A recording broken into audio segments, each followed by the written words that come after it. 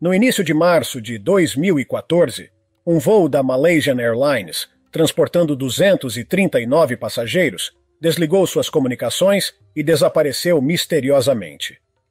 Poucos mistérios na aviação moderna capturaram tanto a imaginação do mundo quanto o desaparecimento do voo MH370. Naquela noite aparentemente comum, 239 almas embarcaram em uma jornada de Kuala Lumpur a Pequim apenas para desaparecerem sem deixar rastros, deixando para trás um rastro de perguntas sem resposta e um mundo em luto, desesperado por um desfecho. Entretanto, cientistas finalmente fizeram uma descoberta revolucionária sobre a localização atual dessa aeronave misteriosa. Esta descoberta promete mudar tudo o que sabemos sobre o avião desaparecido. Mas o que exatamente é essa descoberta surpreendente e por que ela é tão crucial? Junte-se a nós enquanto exploramos as últimas descobertas dos cientistas sobre o voo MH370. Poucas horas antes do desastre, no dia 7 de março de 2014, uma equipe da Malaysian Airlines se preparava para um voo noturno do Aeroporto Internacional de Kuala Lumpur, na Malásia, para o Aeroporto Internacional de Pequim, na China. Apesar da partida tardia, o voo deveria ser simples, com duração prevista de apenas 5 horas e 34 minutos, pousando em Pequim na manhã seguinte. O capitão foi o primeiro a chegar, assinando a lista de presença na sala da tripulação às 22 horas e 50 minutos, horário local. Cerca de 25 minutos depois, o primeiro oficial se juntou a ele. Esse voo era especial para o primeiro oficial, pois era um voo de treinamento, passando do Airbus A330 para o Boeing 777. Seu treinamento havia sido tranquilo até então, e um voo bem-sucedido naquela noite significaria uma recomendação para seu teste final de linha pelo capitão. Curiosamente, essa era a primeira vez que esses dois pilotos voavam juntos, o que pode explicar por que o capitão chegou um pouco mais cedo do que o usual, já que instrutores muitas vezes fazem isso para revisar o arquivo do trainee e identificar áreas que precisam de atenção especial. Depois que o primeiro oficial assinou a lista, os dois pilotos começaram o briefing pré-voo. Tudo parecia rotineiro. O clima em Kuala Lumpur estava agradável, dominado por um sistema de alta pressão subtropical sobre a Tailândia, e as condições em Pequim pareciam igualmente boas. A única preocupação era uma forte corrente de jato a cerca de 2/3 do caminho para o destino, que poderia causar alguma turbulência. Fora isso, o voo parecia direto. Não havia NOTAMs, que são avisos aos aviadores, afetando a rota deles, então os pilotos focaram no plano de voo com confiança. Logo, a camaradagem entre os dois começou a se desenvolver, com o capitão oferecendo dicas e compartilhando anedotas de sua experiência. Eles discutiram a possível turbulência e concordaram sobre como lidariam com ela se surgisse. Com o briefing pré-voo completo, os pilotos se sentiram preparados e confiantes para a jornada à frente. Eles se dirigiram à aeronave, prontos para embarcar no que acreditavam ser um voo rotineiro para Pequim. Enquanto passavam pelos detalhes, a empolgação do primeiro oficial com sua avaliação final se misturava com o profissionalismo calmo do capitão. Apesar de alguns desafios potenciais, sabiam que estavam bem preparados para a jornada à frente. A forte corrente de jato poderia trazer alguma turbulência, mas com clima claro em ambas as extremidades e um plano de voo sólido, eles se sentiam prontos para enfrentar o céu noturno. Com tudo em ordem, os pilotos completaram suas verificações, prontos para embarcar no que parecia ser um voo rotineiro para Pequim.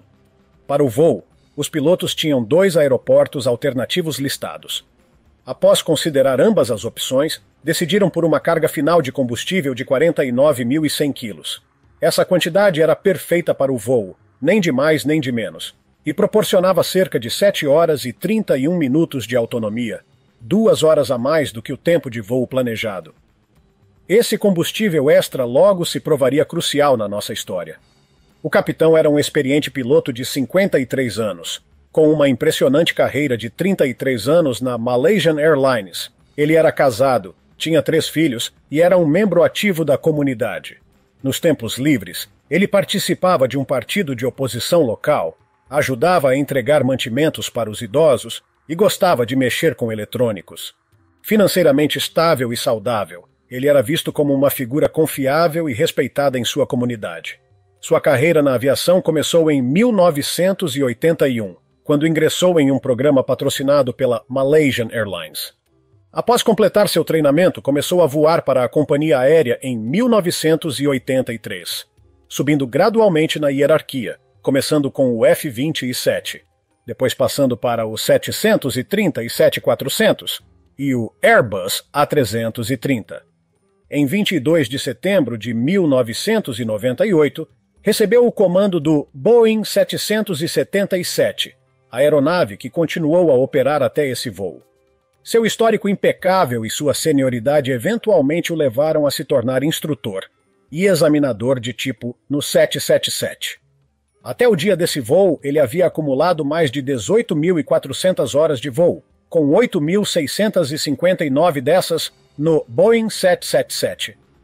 O primeiro oficial, um piloto solteiro de 27 anos, tinha uma carreira impressionante, embora relativamente curta. Ele ingressou na Malaysian Airlines como cadete em 2008 e começou sua jornada voando o Boeing 730 e 7400. Em 2012, ele se transferiu para a frota do Airbus A330 e em novembro de 2013 mudou-se para o Boeing 777. Este voo era uma parte essencial de seu treinamento em andamento. Embora tivesse acumulado mais de 2.800 horas de voo, apenas 39 dessas eram no Boeing 777. O relatório final observou que ele era benquisto, financeiramente estável e sem mudanças significativas recentes na vida. Apesar da grande diferença em experiência e senioridade entre o capitão e o primeiro oficial, não havia sinais de tensão. A vasta experiência do capitão contrastava nitidamente com a relativa novidade do primeiro oficial, criando um notável gradiente de poder no cockpit. No entanto, suas interações foram profissionais e cordiais. O relatório destacou que ambos os pilotos haviam recebido mais do que o descanso necessário antes do voo, garantindo que estivessem bem descansados e alertas. Além disso, suas licenças e certificações médicas estavam em dia. O desaparecimento e busca pelo voo 370. O desaparecimento do voo MH370 da Malaysian Airlines, um Boeing 777, em 8 de março de 2014, permanece um dos mistérios mais intrigantes da história da aviação. O voo, transportando 239 pessoas, partiu do Aeroporto Internacional de Kuala Lumpur às 0h41, horário local, com destino a Pequim. Inicialmente, tudo parecia normal quando o avião subiu para sua altitude de cruzeiro de 35 mil pés por volta de 1h da manhã. No entanto, a 1h07, o sistema de endereçamento e relatório de comunicações da aeronave, responsável por transmitir dados de desempenho, enviou sua última mensagem. Pouco depois, a 1h21, o transponder que comunica a localização do avião ao controle de tráfego aéreo foi desligado quando a aeronave entrou no espaço aéreo vietnamita.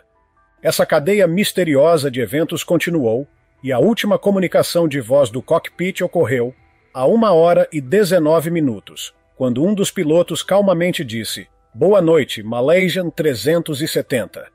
Após isso, o avião desapareceu dos radares civis, embora tenha permanecido rastreado pelo radar militar malaio até as 2h22.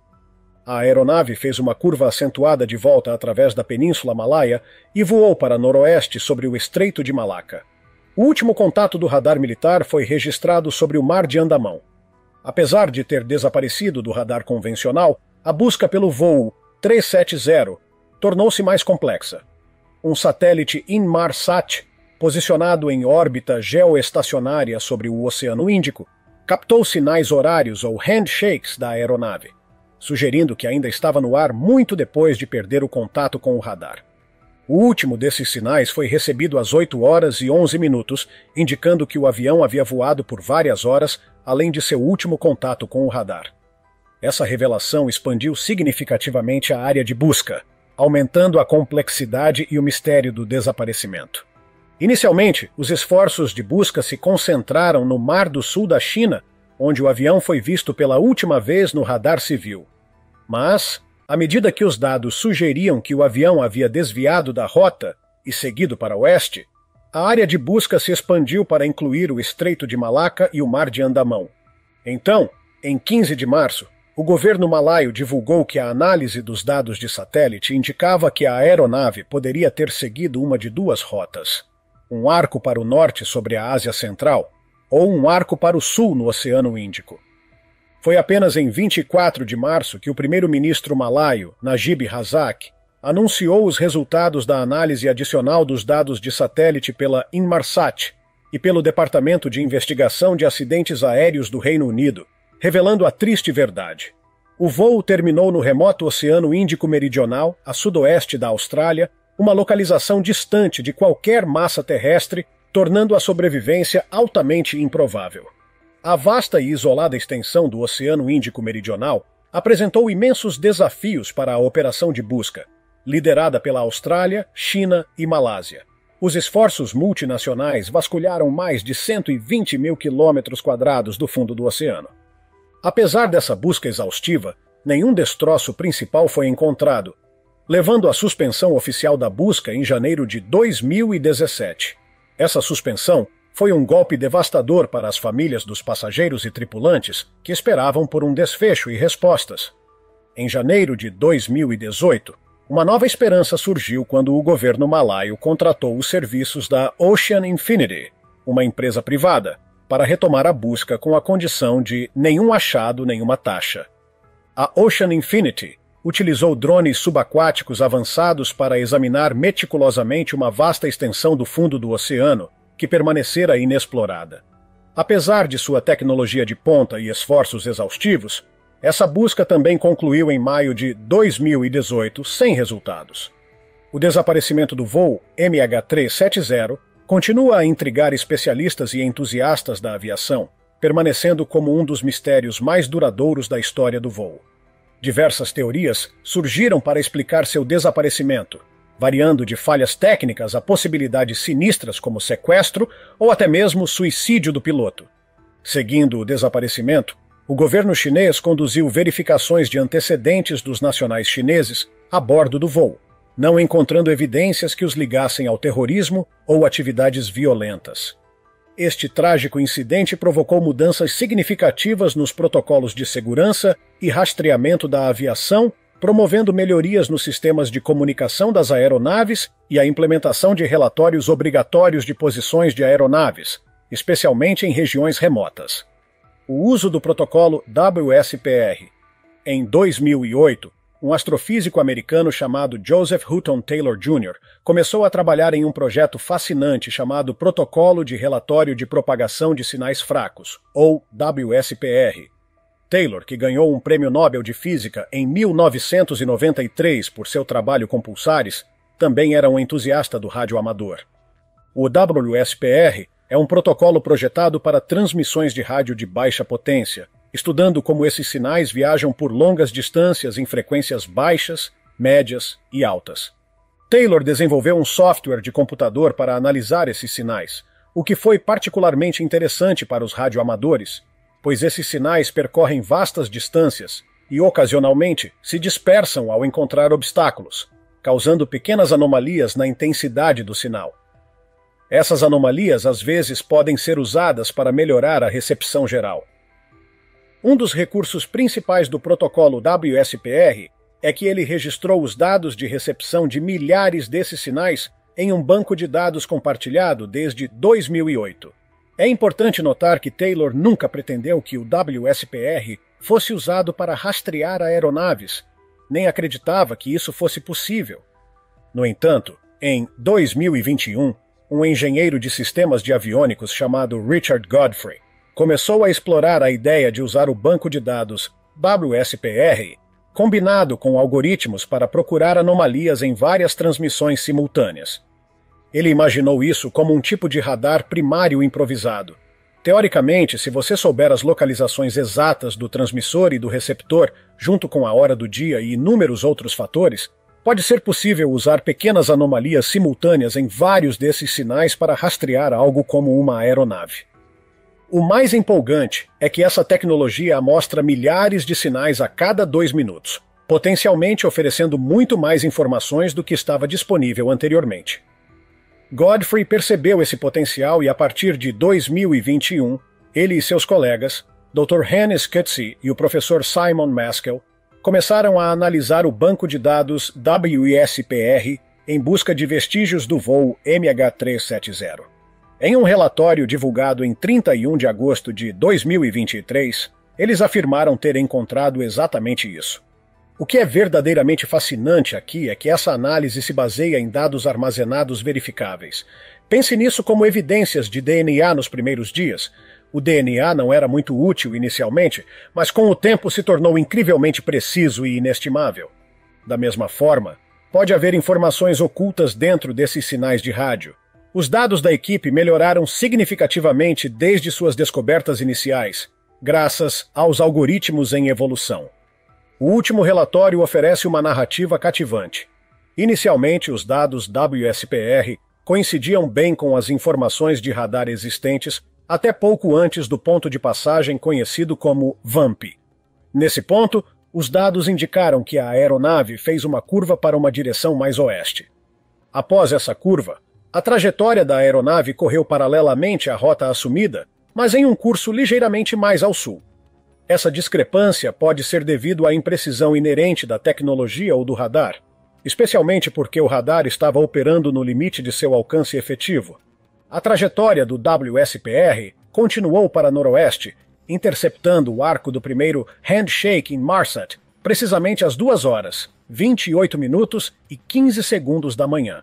Os dados, então, sugerem que a aeronave continuou em direção a um ponto conhecido como COB, onde fez uma curva à esquerda em direção a Eram. Esse comportamento alinha-se com o que outros especialistas previram. A aeronave provavelmente manobrou para evitar a detecção por radar militar e escrutínio adicional pelo controle de tráfego aéreo. É importante destacar alguns pontos-chave. Os dados do WSPR não indicam um caminho direto para o sul do Oceano Índico. Em vez disso, revelam uma série de curvas, cada uma direcionada a um ponto de passagem existente, mas nunca seguindo a mesma rota. Esse padrão sugere que a aeronave ainda estava sendo pilotada ativamente, evitando cuidadosamente rotas estabelecidas para prevenir possíveis conflitos de tráfego. Lembre-se de que a aeronave não teria sido visível no sistema de prevenção de colisão de tráfego, nem a pessoa que a pilotava poderia ver outro tráfego. Se o objetivo era evitar a detecção, esse tipo de comportamento faz perfeito sentido, tornando o destino final da aeronave muito difícil de prever, mesmo que estivesse sendo parcialmente monitorada. Os dados do WSPR também revelaram que a aeronave parecia desacelerar durante 2 intervalos diferentes de seu voo irregular para o sul, sugerindo possíveis subidas escalonadas. No entanto, o que realmente me fascinou foi como os dados do WSPR corresponderam quase perfeitamente a todos os 7 arcos dos handshakes em Marsat, que são dados universalmente aceitos. À medida que o voo se aproximava do fim, as posições do WSPR indicavam algo muito peculiar. Parecia que a aeronave começou a voar em um padrão de 8 entre o 6º e o 7º handshake. Isso teria sido por volta do momento em que a aeronave deveria estar ficando sem combustível. O sistema de compensação de radar do Boeing 777 é projetado para lidar com o empuxo assimétrico após uma falha de motor, o que significa que a aeronave não realizaria essa manobra por conta própria. Portanto, se esse padrão foi realmente voado, deve ter sido um ato deliberado por quem estava controlando a aeronave. Especular sobre por que alguém faria isso é desafiador, mas naquela hora seria dia na área com clima claro. É possível que essa manobra tenha sido feita para procurar navios nas proximidades, garantindo que o local final de descanso da aeronave não fosse facilmente encontrado. O deslocamento da frequência de burst dos dados em Marsat sugeriu que a aeronave poderia estar em uma descida muito acentuada durante o último handshake de logging. No entanto, essa descida acentuada não significa necessariamente que a aeronave mergulhou diretamente no mar. Esta análise dos dados do WSPR, alinhada com os handshakes em Marsat, e o excelente relatório do capitão Blaine Gibson e Jean-Luc Meillan, apresenta uma possibilidade fascinante. O motor direito da aeronave pode ter parado devido à falta de combustível. Isso poderia ter levado a pessoa no comando a iniciar a unidade de energia auxiliar e abrir a válvula de cruzamento para aproveitar ao máximo o combustível restante. Interessantemente, o tubo de captação da APU está um pouco mais baixo no tanque do que os motores, permitindo acesso a mais combustível.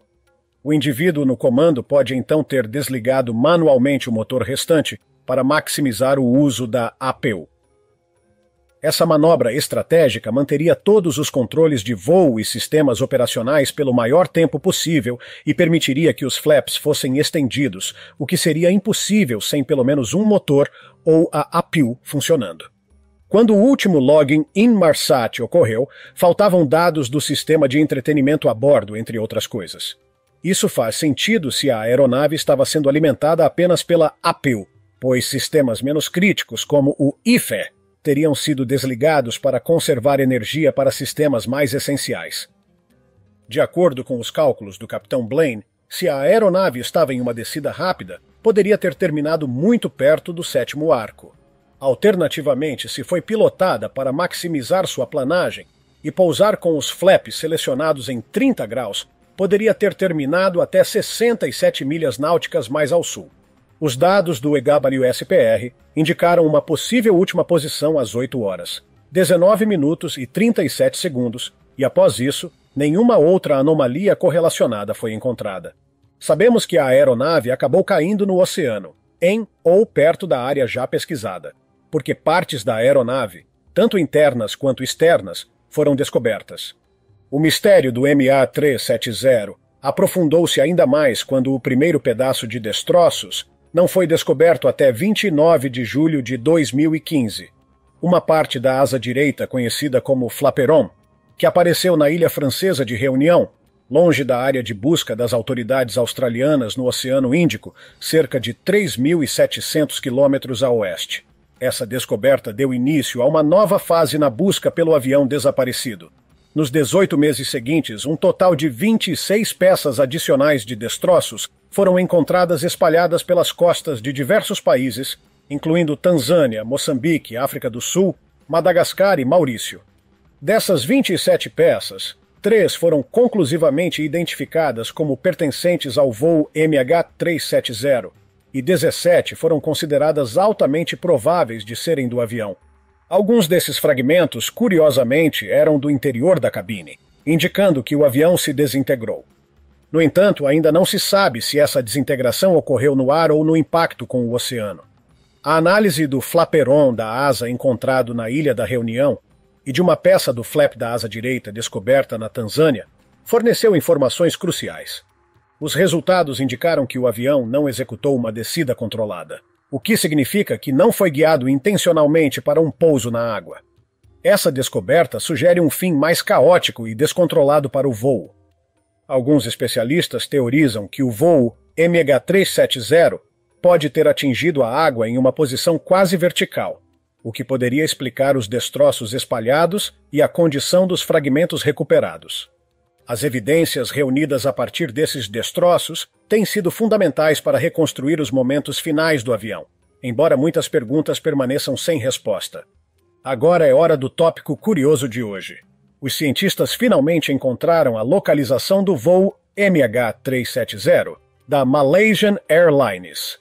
O mistério que intrigou o mundo por anos pode finalmente ser resolvido.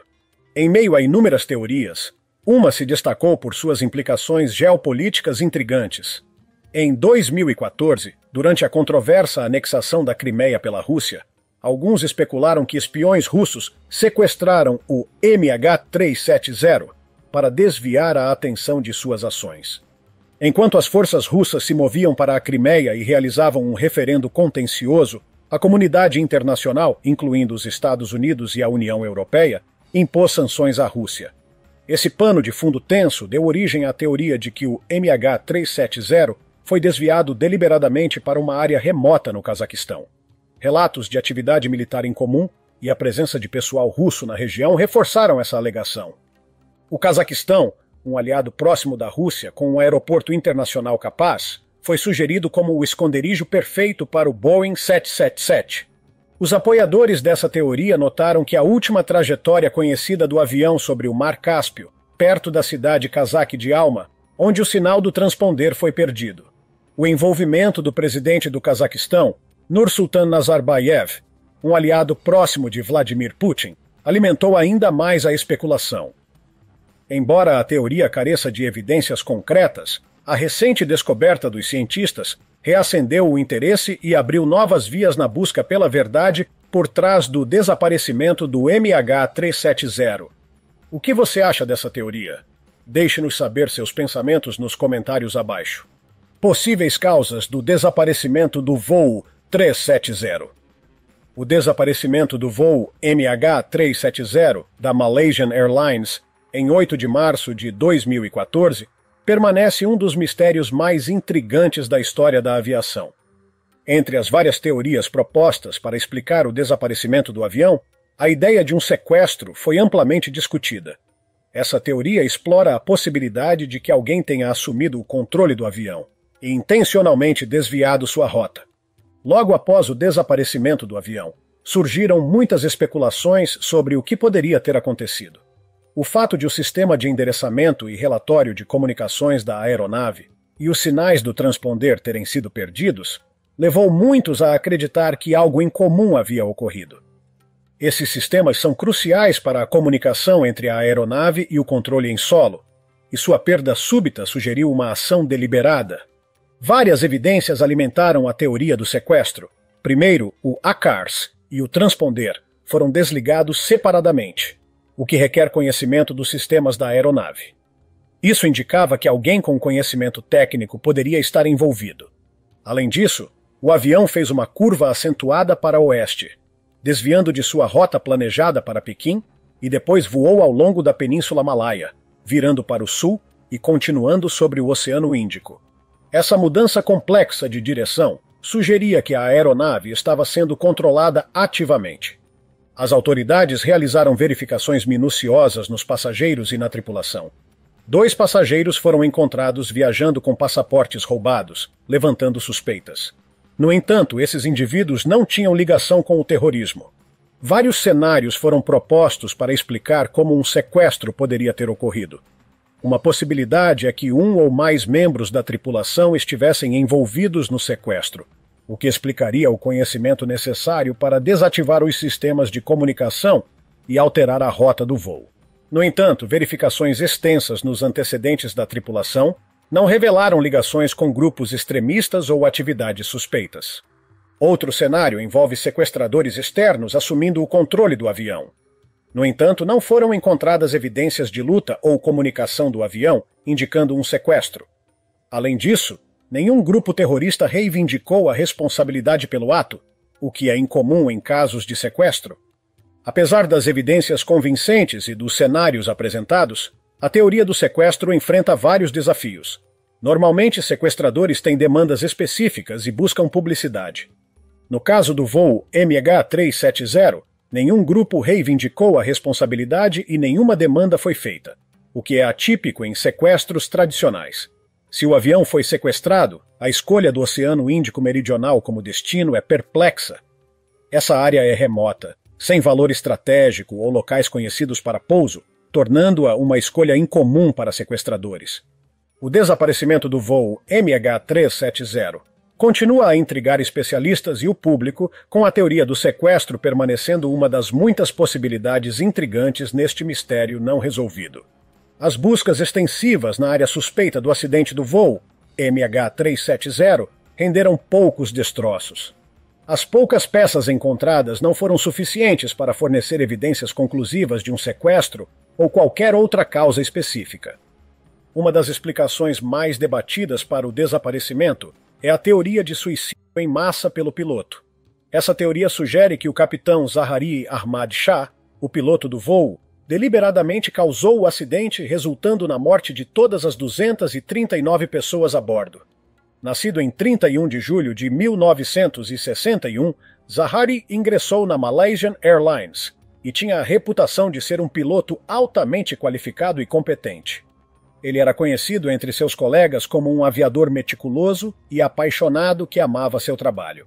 Fora de sua vida profissional, Zaharie era um entusiasta da aviação e até construiu um simulador de voo em casa, que usava com frequência. No entanto, A vida pessoal de Zaharie era repleta de dificuldades que podem ter contribuído para a teoria do suicídio em massa. Em 2016, a New York Magazine relatou que Zaharie havia voado uma rota simulada sobre o Oceano Índico Meridional menos de um mês antes do desaparecimento do avião. Esse voo simulado correspondia de perto ao trajeto final conhecido do voo MH370, levantando suspeitas de que Zaharie havia premeditado o acidente.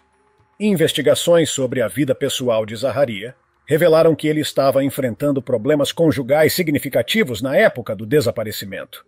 Ele estava supostamente afastado de sua esposa, com quem tinha 3 filhos.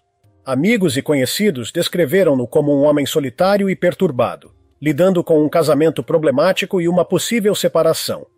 Alguns relatos sugeriram que Zaharie estava vivendo sozinho e se tornara cada vez mais retraído e deprimido nos meses anteriores ao voo.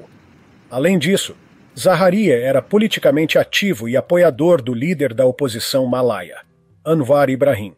No dia do voo, Zaharie compareceu a um julgamento controverso onde Anwar Ibrahim foi condenado à prisão.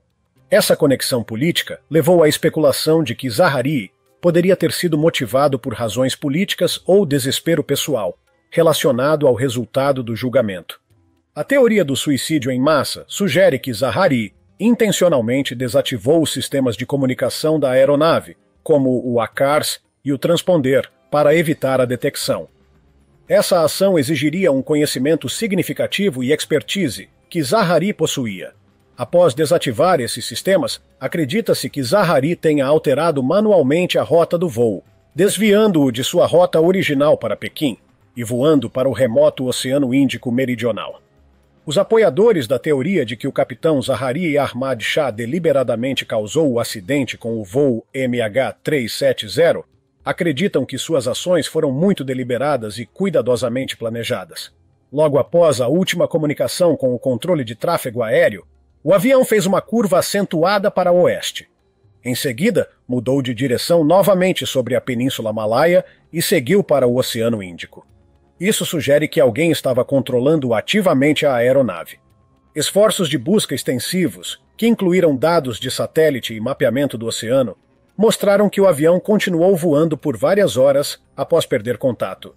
Esse longo voo poderia significar que Zaharie estava deliberadamente dirigindo o avião para uma área remota, tornando-o muito difícil de encontrar. Embora essas evidências pareçam fortes, a teoria do suicídio em massa enfrenta grandes desafios. Primeiro, não há provas claras de que Zaharie pretendia causar o acidente. Os investigadores não encontraram uma nota de suicídio ou qualquer mensagem final dele. Enquanto os problemas pessoais e conjugais de Zaharie foram notados, eles não explicam claramente por que ele faria algo tão extremo. O perfil psicológico de Zaharie também levanta dúvidas. Ele foi descrito como solitário e lidando com problemas, mas amigos e colegas acharam difícil acreditar que ele faria tal coisa. Eles o viam como uma pessoa gentil, responsável, que amava voar e se importava com sua família e amigos. Após a descoberta de alguns destroços, algumas pessoas pensaram que o voo MH370 poderia ter sido derrubado, mas não foi encontrada nenhuma evidência de estilhaços de mísseis ou outros projéteis. À medida que a investigação sobre o desaparecimento do voo MH370 da Malaysian Airlines se aproxima de sua conclusão, uma nova teoria surgiu.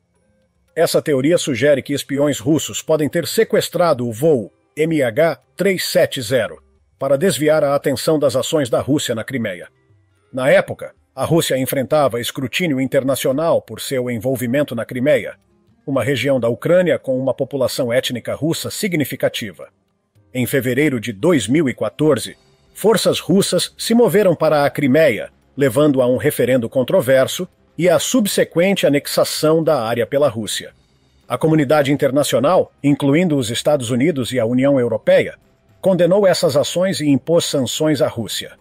Em meio a esse clima político tenso, algumas pessoas propuseram que a Rússia usou o desaparecimento do voo MH370 como uma distração.